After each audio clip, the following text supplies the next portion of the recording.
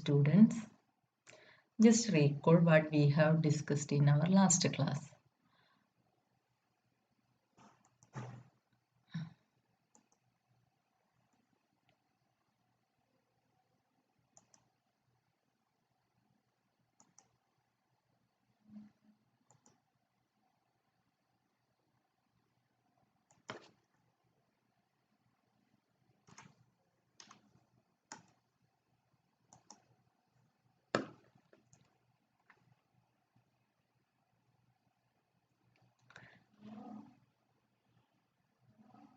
Good morning, dear students. Just to recall what we have discussed in our last class. We have discussed a group. Now, what do you mean by a group? A group is a algebraic structure. Okay. So G is a set together with the properties closure property, that is given any a comma b belongs to G. If we operate a star b must belongs to G.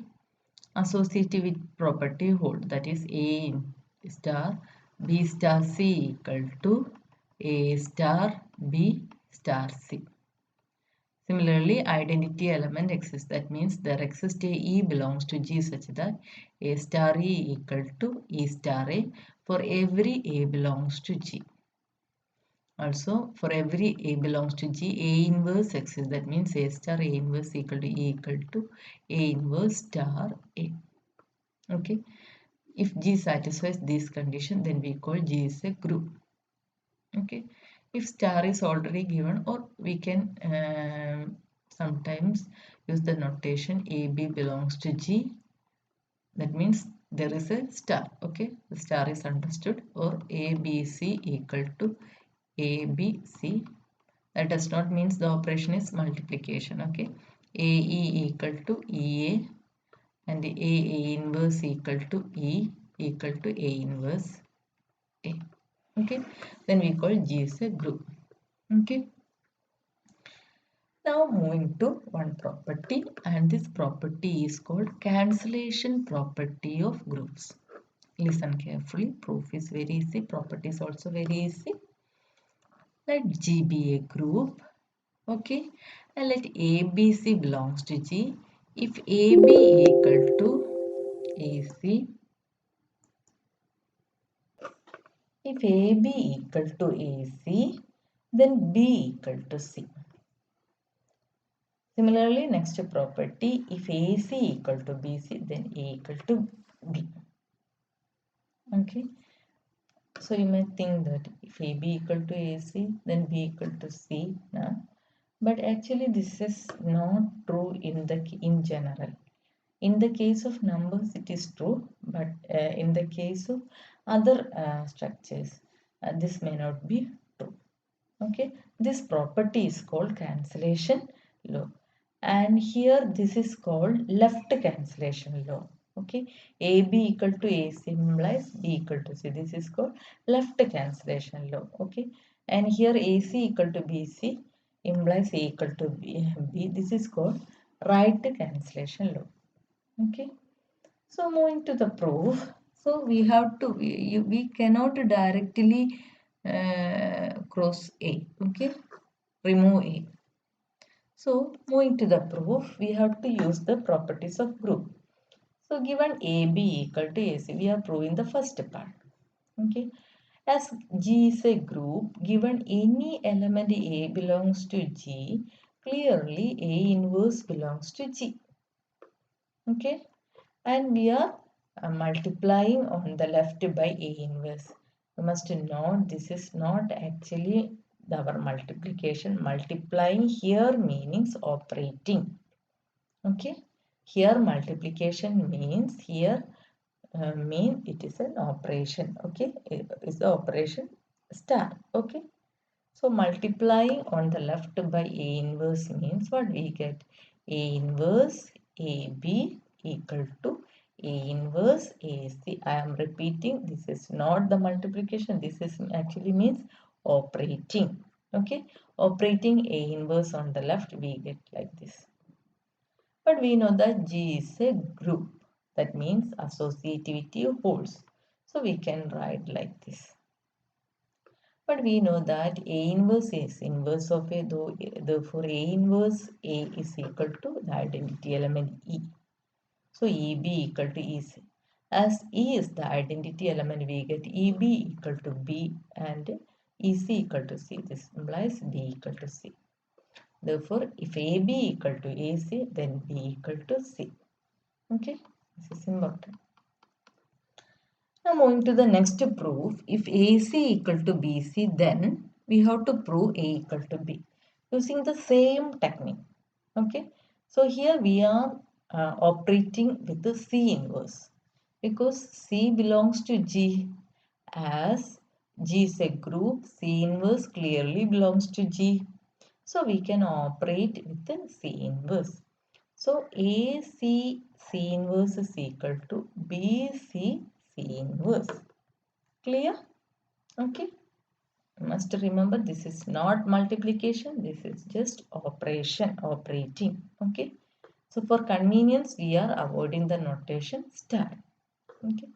So this implies AC C inverse equal to BC C inverse because in a group G associativity holds. Okay. There are algebraic structure in which associativity is not holding. Okay. So this is equal to AE equal to BE because C inverse is the additive identity. Identity, that means AC, AE. Okay, C inverse must be identity element. Now A is an element, E is the identity element, A and E operating, we get A equal to B. Thus we get AC equal to BC implies A equal to C. This is called right cancellation law. Therefore, in a group G, both the left and the right cancellation law holds. Okay. Now moving to next proposition. Clear? Moving to next proposition. The proposition says that if G is a group and A comma B belongs to G, then each of the equations Ax equal to B and Xa equal to B has a unique solution. I am repeating the statement. If G is a group and A comma B belongs to G, then each of the equation Ax equal to B and Xa equal to B has a unique solution. So what we have to prove actually? We have to prove this system has a solution. Also we have to prove that solution is unique. Okay. So now conversely, if G is a non-empty set with an associative binary operation in which the equation Ax equal to B and Xa equal to B have solution for all A comma B belongs to G, then G is a group. Okay, these two we have to prove. That means if G is a group, then system has a unique solution. Conversely, if G is a non-empty set together with associative binary operation, then this system has and this equation has a solution, then we have to prove G is a group. So we will check what about the first one. First one, given G is a group and we have to prove this system has a unique solution. So first we have to check whether there exists a solution for this equation in G. Then only we have to prove the solution is unique. Clear? So first what we have to prove? We have to prove there exists a solution for this equation. So we are starting the equation Ax equal to B. Okay. So listen carefully. We have to prove this system has a solution in G. What is the meaning of a solution in G? That means we can find a value for x. When x operate with A, we will get B. Clear? So we have to find an x belongs to G. If x operate with A, we will get B. So what G is a group, A belongs to G. Clearly A inverse belongs to G. And B belongs to G. A inverse belongs to G. Clearly, A inverse B belongs to G because closure property holds given any two elements A comma B belongs to G, A star B belongs to G. Therefore, here we are taking the elements A inverse and B. So, if we operate with the A inverse B, that also belongs to G. So, now what happens? A into A inverse B. A inverse, because G is a group, we can apply associativity property here. And this is equal to A inverse is EB, and this is equal to B. So what we get? We get an element A inverse belongs to G such that A into A inverse B equal to B. That means we get a solution for this equation in G. Clear? Okay. So now what we have to prove? We have to prove the solution is unique. This shows that we found a solution. Okay. Now what we have to prove? We have to prove the solution is unique. So we are taking S and T as solution of this equation. So what we get? I am writing here. Okay. I will use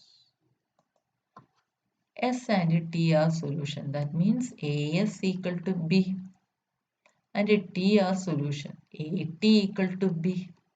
From this what get? AS equal to B and B equal to AT. So AS equal to AT. So using the above proposition, cancellation law holds in G. So from using cancellation law, we get S equal to T. So if S and T are solution of this equation, then that equation is a unique solution. Okay, S equal to T. That means this equation AX equal to B has a unique solution. Okay, clear? So here we have one more equation XA equal to B. XA equal to B. So we have to find an X belongs to G such that when X operated with A, we must get B. What will be our X? We have to get an X in such a manner that when X operate with A, we must get B. You just think about what will be the X. Here Ax equal to B. For this X, what we have taken? We have taken X equal to A inverse B. So here what will be the X? Yeah, B A inverse. Okay. If you take X equal to B A inverse, then clearly B belongs to G. A inverse also belongs to G. This element belongs to G. And when we operate this with A, clearly we get B. Okay. So that is the proof for the first part. Now what about the converse part? Conversely, we have to prove, we have to take G, given G is a non-empty set together with the associative binary operation, and this system have a solution. We have to prove G is a group. To prove G is a group, what we have to prove? First one, closure property. Second one, associativity property. Then identity element. Okay. Then identity element. Then inverse. Okay. So here is a non-empty set with associative binary operation. So closure property holds and associativity holds. And now we have to prove identity element exists or inverse exists. And we have this equation. And Ax equal to B and Xa equal to B have a solution. Okay. Now, conversely, we assume that G is an associative binary of G, and suppose that G has an associative binary operation under which the equation Ax equal to B and Xa equal to B have solution for all elements A comma B belongs to G. Okay, this has a solution means, okay, there is at least one element A belongs to G.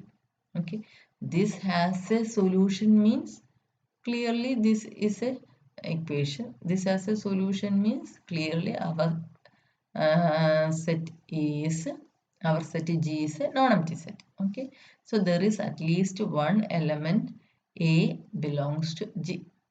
Okay, and so we first let E be the solution of the equation. Okay, so Ax equal to, given that Ax equal to B has a solution for all A comma B belongs to G. Once again, given that Ax equal to B has a solution for every A comma B belongs to G.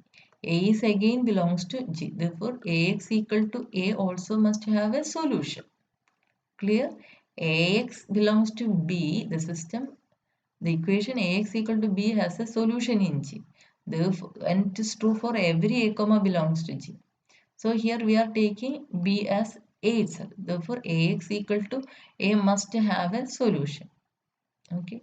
And we know that Ax equal to A is possible only if x equal to E. Okay. Therefore, clearly E belongs to G. Okay. So that's what here. Now, we will show that BE equal to B for all B belongs to G. Okay, so what we have given, we have, let B belongs to G is given, and let C belongs to G be the solution of this equation. Okay, so that solution of this equation means CA equal to B. Okay, then what is BE? BE you can write as, for B you can replace CA, and this is equal to CAE, and that's equal to CA, and that's equal to B. So what we get, given any this equation has a solution, implies clearly we get E belongs to G. Okay, now we have to check, this E is the identity element, we have to check BE equal to B for every B belongs to G now. Okay, for this you take a B belongs to G, and let, given this equation xa equal to B have a solution. So this, let C be the solution of this equation. So what we get, CA equal to B. Now BE equal, we have to prove BE equal to B. So BE equal to, for B we replace CA, CA, AE, AE equal to A itself, CA which is equal to B. Clear? So what we have done, we have solution this equation, solution of this equation as E. We are taking E as the solution of this equation, Ax equal to A, and clearly this solution satisfies AE equal to A for every A belongs to G. For convenience, here we are proving B equal to B for every B belongs to G. Okay, once again I am repeating, here we are assuming this condition, and what we have to prove, first we have to prove identity element exists in G. That is what we have to prove. We have to prove, given any A belongs to G, what we have to prove, AE equal to A equal to EA. This is what we have to prove. For this, what we have given, we have Ax equal to B have the solution for every A comma B belongs to G. So Ax equal to A also must have a solution. So Ax equal to A is possible if x equal to E itself. Okay. So we are taking, let x equal to E be the solution of this equation. And now we prove this is clearly the identity element in G. Okay.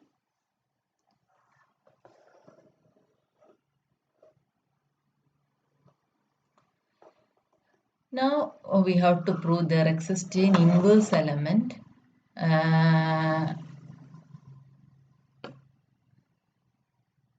Okay. Suppose there exists, to prove is the identity element, unique identity element. What we are going to prove is, we are taking there exists an element E dash belongs to G such that E dash B equal to B. for all B belongs to G. But then what happens? E dash is equal to E dash equal to E dash E. E dash B equal to B. For B we are taking E dash. Then what we get? E dash E equal to E dash equal to E dash E identity element, and E dash E also equal to E. And from this we get clearly E dash equal to E. Okay, clear.